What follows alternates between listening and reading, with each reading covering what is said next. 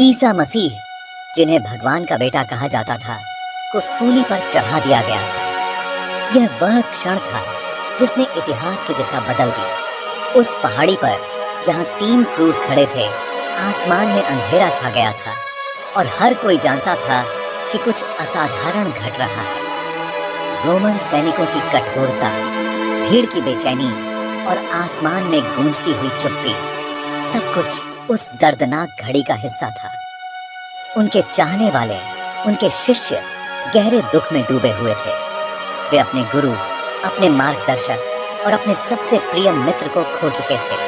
उनके दिलों में एक खालीपन था जिसे कोई शब्द भर नहीं सकता था। उन्होंने अपने प्यारे गुरु को क्रूस पर लटका हुआ देखा था। उनकी आंखों में आंसू थे और उनके मन में असहायता की भावना थी। वे कुछ भी नहीं कर सकते थे, बस देख सकते थे कि उनका आदर्श, उनका विश्वास उनके सामने टूट रहा है। उन्होंने उनकी पीड़ा और मृत्यु को अपनी आंखों से देखा था। हर चीख, हर आह, हर दर्द का पल उनके दिल में गूंज रहा था। यह दृश्य उनकी आत्मा में हमेशा के लिए बस गया। उनके दिलों में डर समा गया था। वे जानते थे कि अब वे भी खतरे में हैं। उनका विश्वास डगमगा रहा था और डर ने उन्हें जकड़ लिया था। अब रोमन सैनिक उनके पीछे भी आ सकते थे। हर कदम, हर आहट, हर दरवाजे की दस्तक उन्हें डराती थी।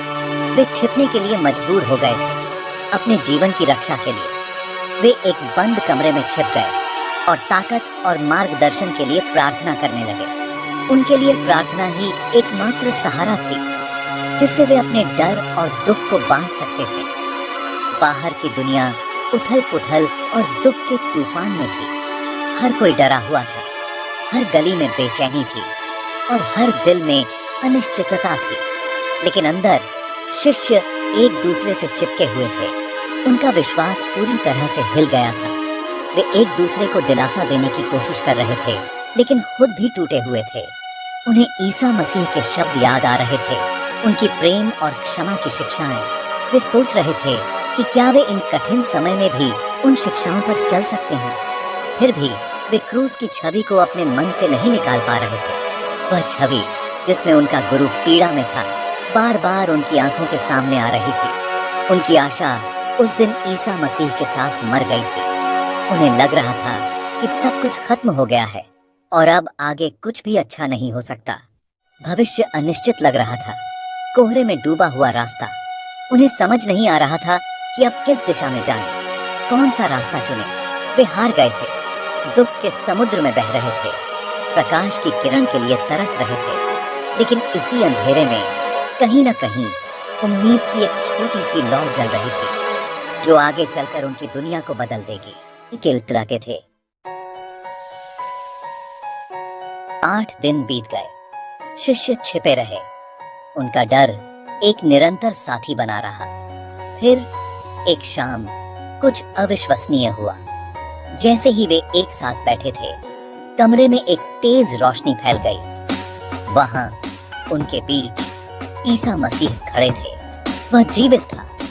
उसके घाव दिखाई दे रहे थे, फिर भी वह शांति और प्रेम बिखेर रहा था। शिष्यों पर खुशी छा गई। वे दौड़कर उसके पास गए।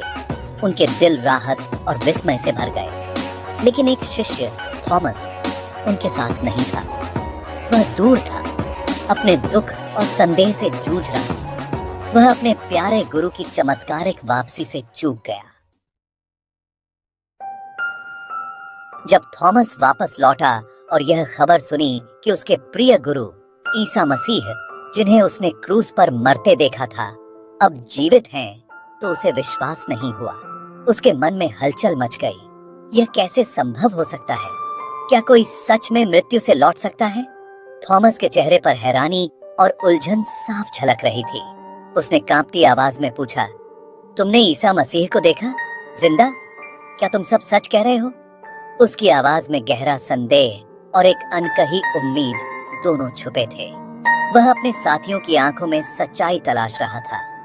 शिष्यों ने उत्साह से उस चमत्कारी शाम की घटनाओं के बारे में बताया। वे एक दूसरे की बात काटते हुए अपने अनुभव साझा कर रहे थे। कैसे ईसा अचानक उनके बीच प्रकट हुए, कैसे उन्होंने उनकी बातें सुनी और कैसे उनका दिल आश्चर्य और आनंद से भर गया। लेकिन थॉमस ने अपना सिर हिला दिया। उसके लिए यह सब सुनना आसान नहीं था। उसके मन में सवालों का तूफान था और वह खुद को बाकी सबसे अलग महसूस कर रहा था। उसने दृढ़ता से घोषणा की, जब तक मैं उसके हाथों में कीलों के निशान नहीं देख लेता, मैं नहीं मान सकता। और जब तक मैं अपनी उंगली वहां नहीं रख देता जहां कीलें थीं, उसने आगे कहा, मानो अपने शब्दों से खुद को भी समझा रहा हो। और जब तक मैं अपना हाथ उसके प्लियोरा में नहीं डाल देता, मैं यह विश्वास नहीं करूंगा। उसकी आंखों में एक अजीब सी जिद और दर्द दोनों थे। थॉमस का चेहरा दृढ़ था, उसकी भौहें तनी हुई थीं। वह अपने विश्वास पर अडिग था, भले ही बाकी सब उसे समझाने की कोशिश कर रहे थे। थॉमस एक व्यावहारिक व्यक्ति को प्रमाण की आवश्यकता थी। उसके लिए केवल कहानियां या भावनाएं काफी नहीं थीं। वह तर्क और अनुभव पर विश्वास करता था। वह केवल दूसरों के शब्दों के आधार पर पुनरुत्थान को स्वीकार नहीं कर सका। उसके लिए यह एक असंभव सी बात थी, जिसे बिना देखे और छुए मानना मुश्किल था। उसका दिल संदेह से कट रहा था, लेकिन भीतर कहीं गहरे वह सच्चाई की लालसा भी महसूस कर रहा था। वह चाहता था कि यह सब सच हो, परंतु उसके मन का संशय उसे रोक रहा था। थॉमस की यह जिज्ञासा और संदेह उसे बाकी शिष्यों से अलग बनाते थे। वह हर चीज को खुद अनुभव करना चाहता था, तभी वह विश्वास कर सकता था। एक हफ्ते बाद शिष्य फिर से एक साथ थे। इस बार थॉमस भी उनके साथ था।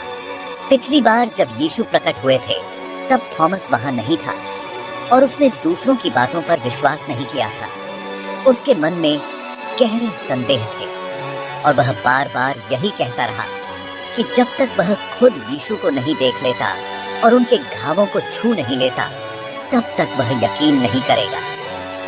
दरवाजे बंद थे, कमरे में सन्नाटा था, लेकिन अचानक बिना किसी आहट के ईसा मसीह उनके बीच प्रकट हुए। यह एक चमत्कारी क्षण था जिसने सभी को चौंका दिया। तुम्हें शांति मिले, यीशु ने मुस्कुराते हुए कहा। उनकी आवाज में गहराई और सुकून था, जिससे कमरे का माहौल बदल गया। फिर यीशु ने थॉमस की ओर देखा, जैसे वह उसके दिल की बात जान गए। उन्होंने सीधे थॉमस से बात की, मानो बाकी सब कुछ रुक गया हो। अपनी उंगली यहाँ रखो, मेरे हाथ देखो। यीशु ने अपने हाथ आगे बढ़ाते हुए कहा, ताकि थॉमस उनके घावों को देख सके। अपना हाथ बढ़ाओ और इसे मेरी पसली में डाल दो और अविश्वासी न बनो, बल्कि विश्वास करो। यीशु ने उसे आमंत्रित किया कि वह खुद सच्चाई को महसूस करे। थॉमस, जो अब तक संदेह में था, भावनाओं से अभिभूत होकर अपने घुटनों पर गिर पड़ा। उसकी आंखों में आंसू थे और उसका दिल तेजी से धड़क रहा था। मेरे प्रभु और मेरे भगवान, थॉमस ने कांपती आवाज में कहा। उसका संदेह अब पूरी तरह विश्वास में बदल चुका था। उसके लिए यह क्षण जीवन बदल देने वाला था। वह सबूत जिसकी उसे तलाश थी, अब उसकी आंखों के सामने था। यीशु के घाव, उनका जीवित होना, यह सब पुनरुत्थान की सच्चाई का प्रमाण था। थॉमस को अब किसी और प्रमाण की जरूरत नहीं थी। उसका हृदय, जो कभी शंका और डर से भरा था, अब विश्वास, शांति और आशा से भर गया। थॉमस का यह अनुभव न केवल उसके लिए, बल्कि सभी शिष्यों के लिए एक नई शुरुआत थी, जहां संदेह की जगह विश्वास ने ले ली थी। ईसा मसीह ने थॉमस को समझ और प्रेम से देखा। क्योंकि तूने मुझे देखा है, तूने विश्वास किया है, उसने कहा। धन्य हैं वे जिन्होंने नहीं देखा और विश्वास किया। थॉमस की यात्रा शंका से विश्वास तक पूरी हुई। उसने ईसा मसीह के घावों को छुआ था, लेकिन इससे भी महत्वपूर्ण बात यह थी कि ईसा मसीह ने उसके दिल को छू लिया था। कमरा एक गहन सन्नाटे से भर गया था। हवा में भावनाओं का सैलाब था। असंभव हो गया था। मृत्यु पर विजय प्राप्त कर ली गई थी और थॉमस संशयवादी विश्वास का प्रतीक बन गया था। ईसा मसीह के शब्द सभी शिष्यों के दिलों में गूंज रहे थे। धन्य हैं वे जिन्होंने नहीं देखा और विश्वास किया। विश्वास उन्होंने सिखाया केवल देखने के बारे में नहीं था, यह भरोसा करने के बारे में था, तब भी जब मन शंका से घिरा हो। यह अनदेखी में विश्वास करने के बारे में था, प्रेम की शक्ति में जो सब पर विजय प्राप्त करती है। उनके शब्द आशा का संदेश थे, एक अनुस्मारक कि अंधेरे समय में भी विश्वास खिल सकता है। यह अनदेखी पर भरोसा करने, असंभव पर विश्वास करने और प्रेम की परिवर्तनकारी शक्ति को अपनाने का आह्वान था।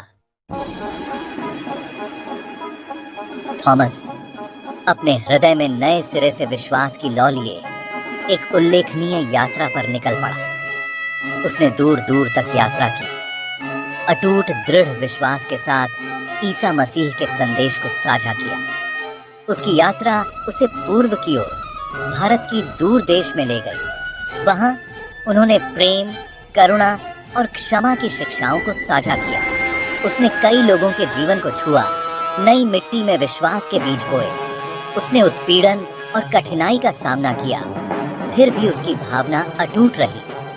वह उसी अटूट विश्वास के साथ रहा और प्रचार किया जो उसने उस बंद कमरे में पुनर्जीवित मसीह की उपस्थिति में खोजा था।